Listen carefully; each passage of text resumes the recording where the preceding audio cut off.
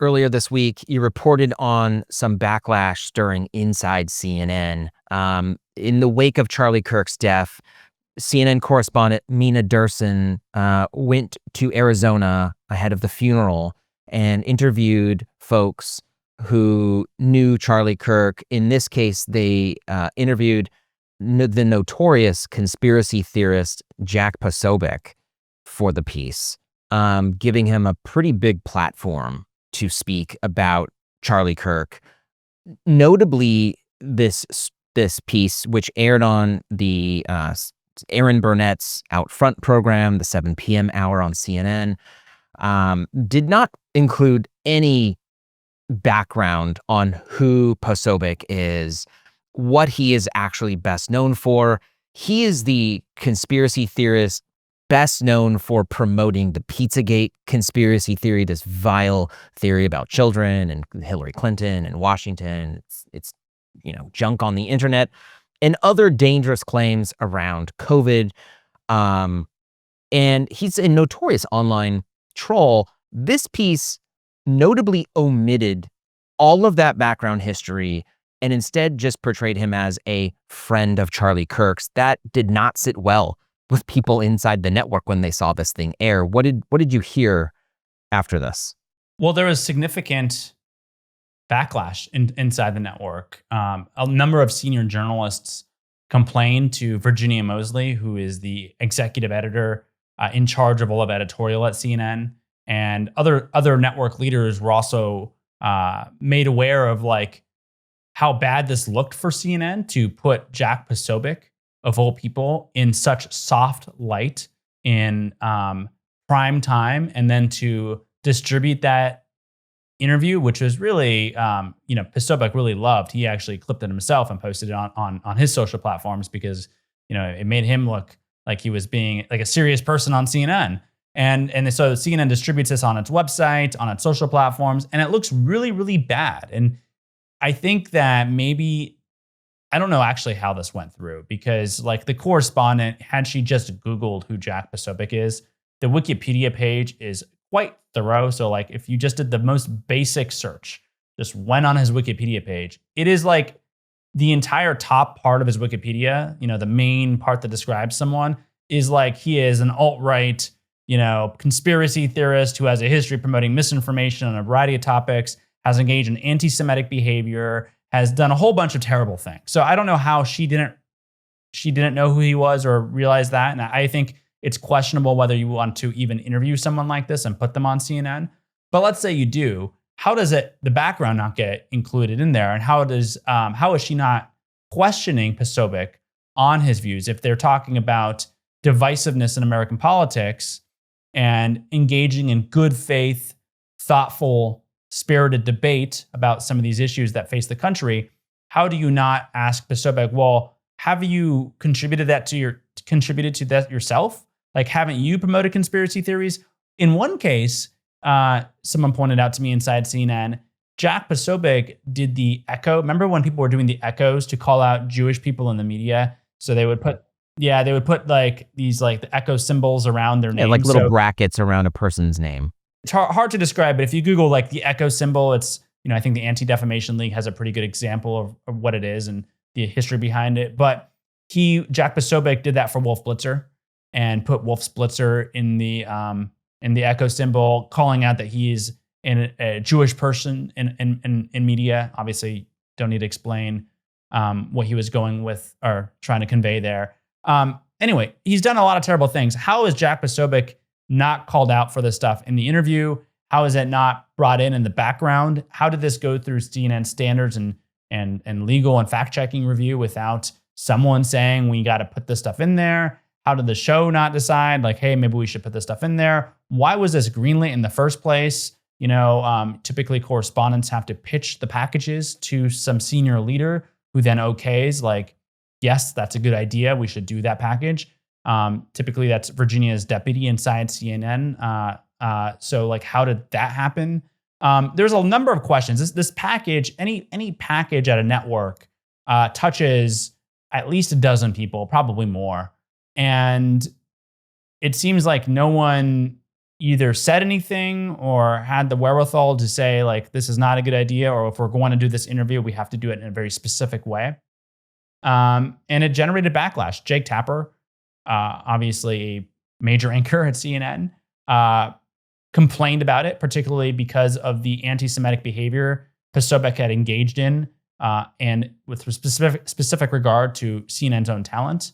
But a number of others complained as well. And I think there was a real, I have to say, reckoning inside the network about how it covers some of these right-wing extremist figures. Yeah, just to give you a flavor of what this interview looked like, Durson asked Posobiec in a one-on-one interview where they're sitting down together, she says, "Are we facing a civil war?" And he replies, "Well, there's no question we're facing asymmetric civil war." He then continues to go on from there. CNN then took that quote, "We are facing asymmetric civil war," and they put it in the banner, the chyron on the screen. So it was Charlie Kirk's friend, "We are facing asymmetrical civil war." So you could not miss this moment. They then used that also for the headline on the website and on the YouTube video clip for this, really just taking him at his word. What does asymmetrical civil war mean? The implication is clear. What he is saying is that we as conservatives are under assault from liberals from the left in this country. That is obviously bogus. Now, immediately after that quote would be a great time for the reporter to explain that actually most extremist violence does not come from the left. And we don't actually know the views. We still don't have a clear understanding of the views of the shooter in this case, right? Obviously, the Trump administration pushed really hard to try to portray this as like as a trans person, or then it was, they have a roommate who was their girlfriend who is a trans person. Portray this all day long to fit within a narrative that they've already preconceived. But there would have been a great moment there to sort of explain that actually the right is not under civil war from the left. This is an outrageous thing to say, but instead took it at face value and ran with it. And I think there were some failures here in that reporting process, in which really important aspects of who is this person, not just a friendly guy who knew Charlie Kirk, but a person who's operated in bad faith for years and is well known in the space for pushing misinformation or outright lies. I mean, disinformation is one of like the biggest problems, I would say, in our modern times that has led to many of the problems that we are seeing now as a society. The fact that RFK is now running the health department. We're talking about the most notorious, like running out of words to say, notorious liar about things like vaccines. And they now run the government. And the journalism part that a news organization is tasked with doing is not doing the interview. That's the easiest part, to let people just come on and say what they want. It's to actually fact check them. It's to put things into context. It's to say, what is the truth here? And that's, I think, where the failure was here that stirred up so many people inside the network, like Jake and others, to say, what the hell happened here? Yeah, and I think there's a question, again, of whether you want to take someone like Jack Posobiec and interview him and expose him to your very mainstream audience and give him his words serious weight when he does not engage in a serious manner. So that's the first question. And I would argue that it's probably not worth doing that. You can tell the story you want to tell about Charlie Kirk without legitimizing or helping to legitimize someone like Jack Posobiec. And then the second question is, let's say you think we need to talk to these people because they do have platforms outside CNN. They are talking to a large portion of the country. Well, then you have to do that interview in a very specific way. And you have to make sure that the context, like you're saying, that crucial context and who these people are is included. So you have to say that Jack Posobiec was one of the Pizzagate conspiracy theorists, which resulted in violence against the Comet Pizza RIA in DC. You have to say that he's engaged in misinformation, really disinformation campaigns on a variety of issues, whether it's the election of 2020, whether it's COVID. I mean, you could go down the line of important issues that Jack Posobiec has misled a number of people on. And then you have to say that he's engaged in anti-Semitic behavior. Now, maybe he's just being a troll on the internet and trying to poke people. Who knows? It doesn't matter. But when you put someone like Wolf Blitzer's name in the echo bracket, you know exactly what you're doing. You're calling out someone who is a Jewish man in media, and the implication there is very clear, right? There's a long history of Jewish people being targeted because they supposedly run the media, run the banks, run the world. It's an anti-Semitic trope, and he's engaged in it. So how you do not include that basic context that is literally in the first or second paragraph of his Wikipedia summary. I mean, it's not hard to find this stuff. It's well documented, right? How you don't include that is beyond me. And I think it touches on two things, John. One is that in the wake of Charlie Kirk's assassination, we've talked about this, there is a great hesitancy in mainstream newsrooms to call out these people for who they are. Now, no one thinks that Charlie Kirk should have been killed. No one thinks that there should be any violence against anyone for any of their political viewpoints. That's outrageous. It's un-American. It shouldn't happen. When something like that does happen, though, that doesn't mean you should not tell the story accurately. And saying that Charlie Kirk was a radical, someone who engaged in extremist rhetoric, does not mean that it's okay to attack him. It just means that we're telling the story accurately. This is who this man was. You've seen very much mainstream newsrooms hesitate and put him in soft light in the wake of his shooting and really cast him as like someone who was almost Martin Luther King-like, someone who is like a activist who just wanted to have good-spirited, good faith debate about these important issues, not someone who was engaged in a number of, had said a number of extremist things, whether it's about Black people, whether it's about Joe Biden being imprisoned or executed, a number of things. And someone who was going to college campuses not to really engage in good faith discussion where he might have had his mind changed, but to create content for the internet where he dunks and owns the libs. That was really what he was doing here. And so that story hasn't been told. But also, the story hasn't been told about his associates, like Jack Posobiec. No one wants to seemingly be clear-eyed and call out these people for who they are.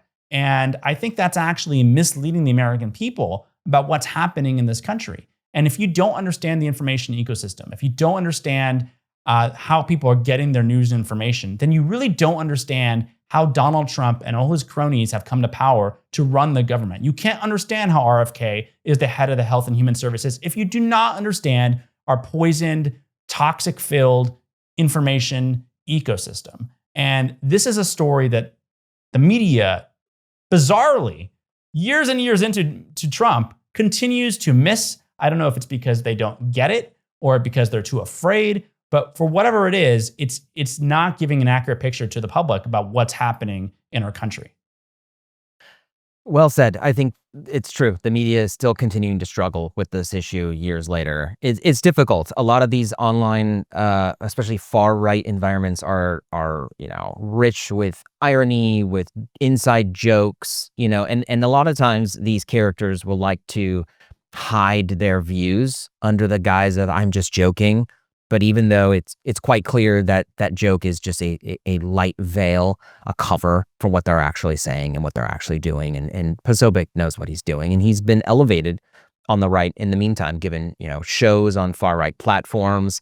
And in this case, given a place for a very mainstream audience who just wants to understand what is happening in the wake of this, this horrific death and this monumental news cycle, and they're given a sort of gateway to be able to go, oh, this guy doesn't sound too crazy. This guy sounds like this sounds like an honest guy. And maybe I'll start following him. Maybe I'll start listening to his stuff.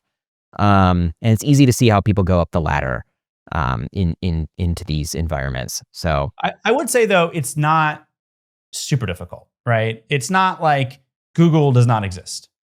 So like some of these figures, like Jack Posobiec, they have a well-documented history. There are a lot of news sources. CNN has reported on it itself. I think you could probably check CNN's archives and see some of the reporting that's been done about Jack Posobiec. I think when I was at CNN, I've done some reporting about Jack Posobiec and mentioned who he was.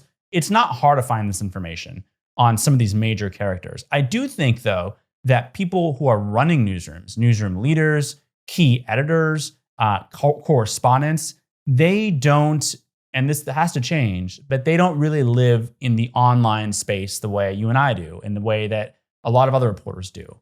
Honestly, Jay Tapper is a good example as someone who does live on this online space. So he's very familiar, likely, with Jack Posobiec.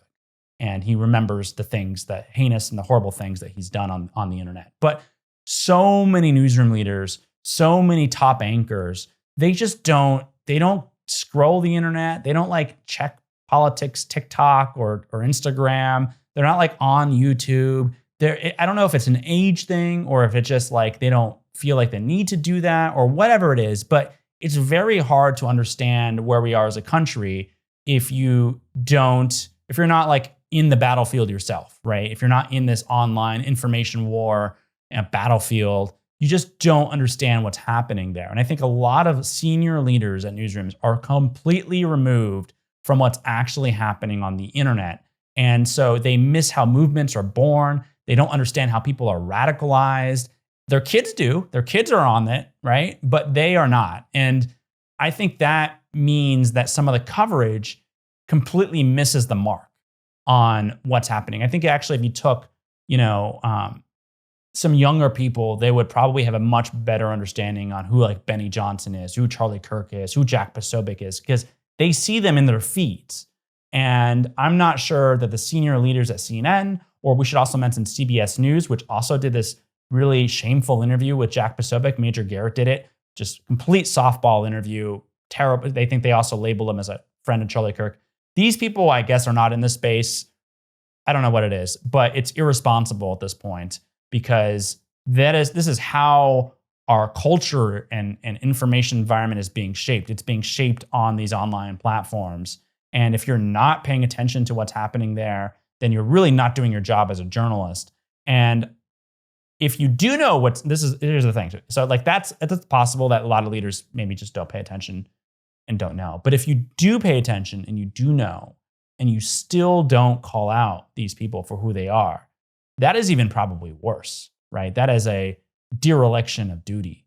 And maybe I think there's probably somewhat of a combination of things happening at these newsrooms that the senior leaders don't know who they are, and maybe the other people do and they just don't mention it, but it needs to change. And hopefully, this backlash inside CNN, there should be backlash inside CBS if it didn't happen, but also at these other networks and other news organizations. Hopefully, maybe this is a moment where they think about things a little more deeply and they determine that they need to do a better job here. Thank you for watching Power Lines. For more analysis and insight, subscribe to our YouTube channel down below, like this video, and you can watch more of us right over here.